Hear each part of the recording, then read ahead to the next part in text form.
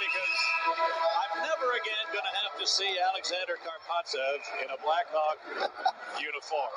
You know, Karpotsov actually is a very good defenseman. I'm going to qualify my comments by saying he's a good defenseman when he plays, and there's the rub, because Alexander Karpotsov looks for any reason not to play.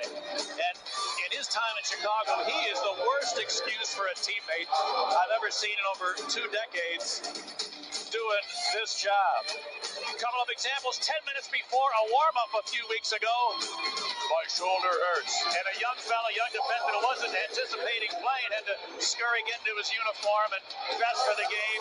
He was coming back from an ankle injury earlier this season, almost ready to rejoin the lineup, had the collision in practice. I have a concussion.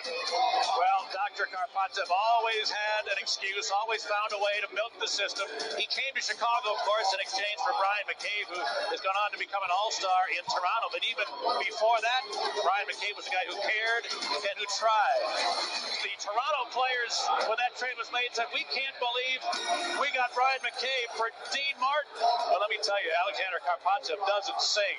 And when you're trying to bring along a young team, this is not the kind of veteran that you want around young people in any way, shape, or form. That deal was one of the worst deals in the history of the Chicago Blackhawks. And when Mike Smith writes his memoirs about his time in Chicago, I have the title for that chapter, Disaster. So kudos to Bob Pulford and Dale Talon for being able to get anything more than a roll of tape for this overpaid underachiever. Alexander Karpotsov is now the New York Islanders' problem. That will be his last National Hockey League stop. And he basically, in my opinion, was a disgrace to the uniform when he was a member of the Chicago Blackhawks. As he leaves Chicago, I just have one sentiment for Alexander Karpotsov. Good riddance. We are through 2 periods in New Jersey.